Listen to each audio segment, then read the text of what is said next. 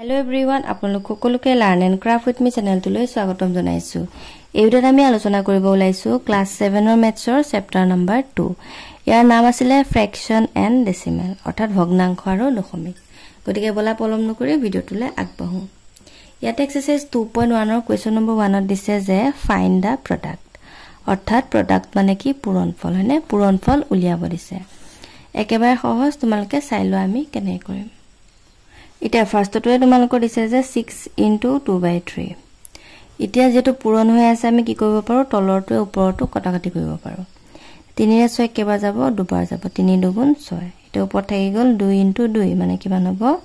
2 × 2 = 4। নেক্সটটো চোৱা, ইয়াতে কটাকটি না যায়, গতিকে 7 ৰ লগত 1 পূৰণ কৰি দিয়া, 7 × 7 তলত থাকিব 5, গতিকে 7/5 হল।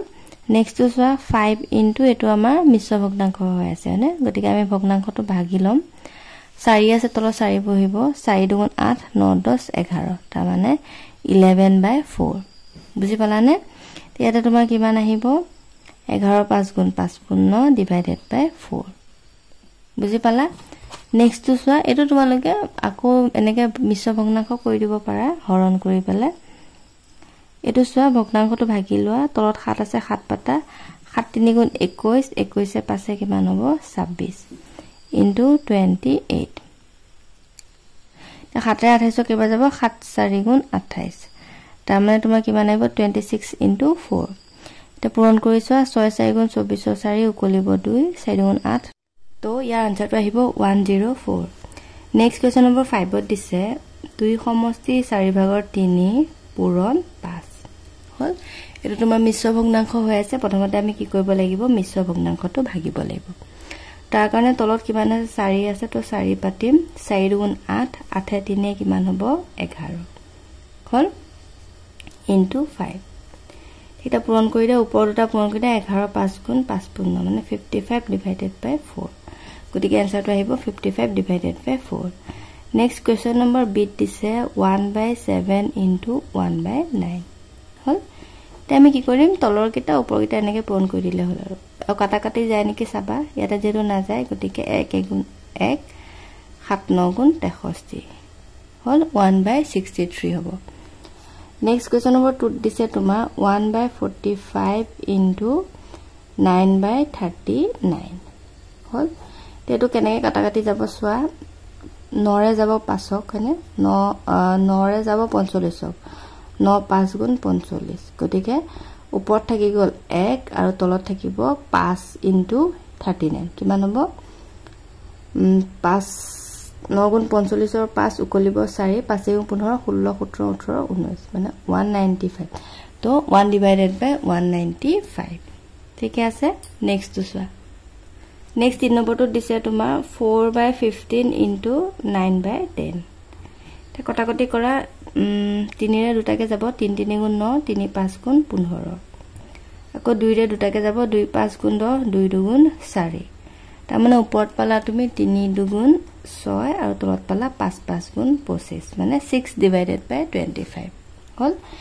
নেক্সট তেনে কটাকটি কৰা, ওপৰত আছে 51/40 * 64/34। তে 2 ৰে দুটাকে দি চোৱা, যেটো এককৰ ঘৰত যুগ্ম সংখ্যা আছে,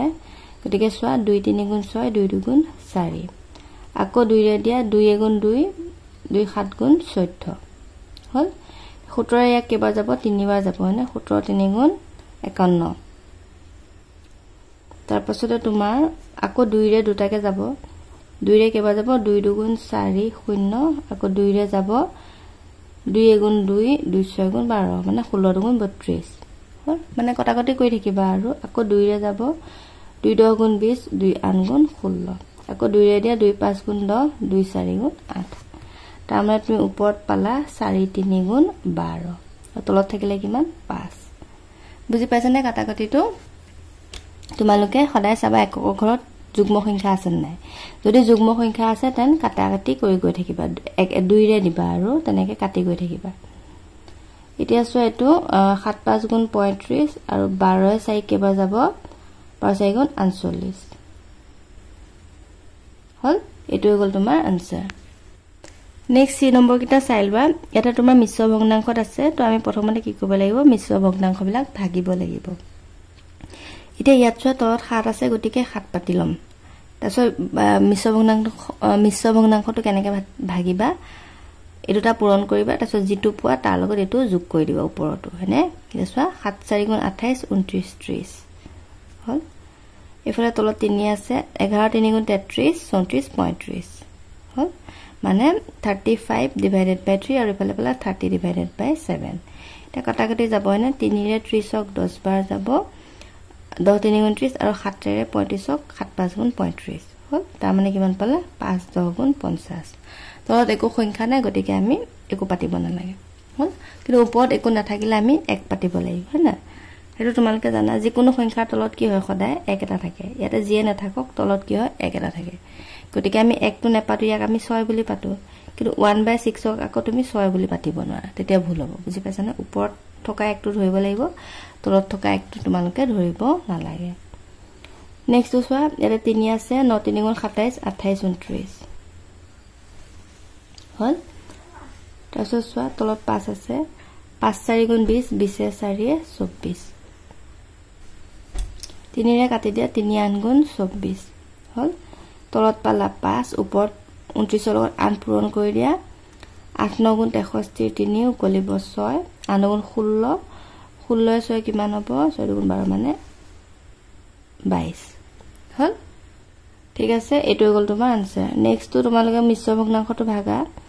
তলত 6 আছে 6 5 গুণ 30 30 এ 5 35 পূৰণ তলত আছে 7 6 7 গুণ 42 43 44 45 হল তে 5 ৰে যাব 7 ৰে যাব 7 5 গুণ 35 আকৌ তোমাৰ 3 ৰে যাব 3 গুণ 3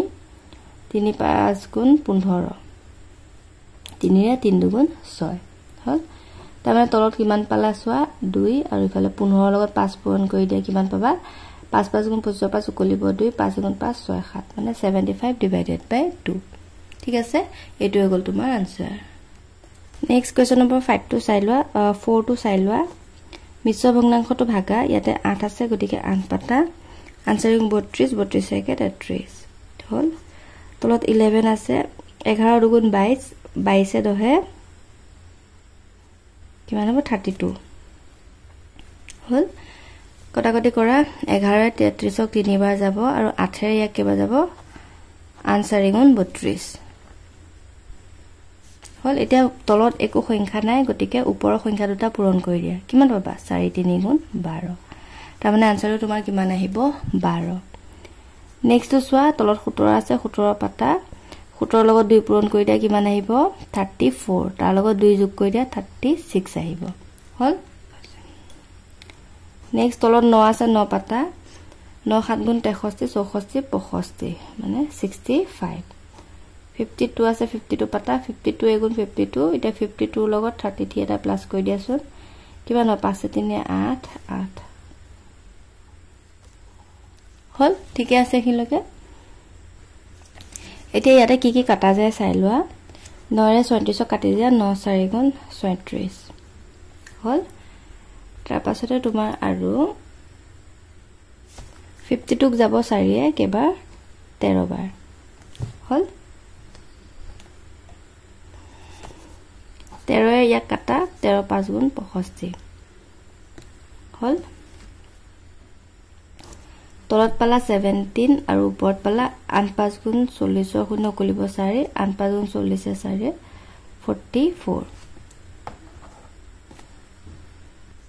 গতিকে এটো গল ইয়াৰ আনসাৰ নেক্সট কোৱেশ্চন নম্বৰ 2 তোমালোকৰ মান নিৰ্ণয় কৰিব দিছে আৰু ইয়াতে ফাৰ্ষ্টতে দিছে 1/7 ৰ 1/5 হল এতিয়া ৰ মানে কি তোমালোকে সদায় মনত ৰাখিবা ৰ মানে হৈছে পূৰণ বুজি পাইছানে এনেকে ফুট এটা থাকক বা ৰ বুলি থাকক তেতিয়া তোমালোকে কি বুজি পাবা বা ব্ৰেকেট থাকক তেতিয়া ইয়াতে কি বুজায় পূৰণ বুজায় বুজি পাইছানে ৰ মানে হৈছে পূৰণ ফুট থাকিলেও তোমালোকে পূৰণ বুলি গম পাবা আৰু এনেকে ব্ৰেকেট থাকিলেও মানে কি হৈ আছে বুলি গম পাবা পূৰণ হৈ আছে ঠিক আছে এটো চোৱা কিমান হ'ব 1/7 * 1/5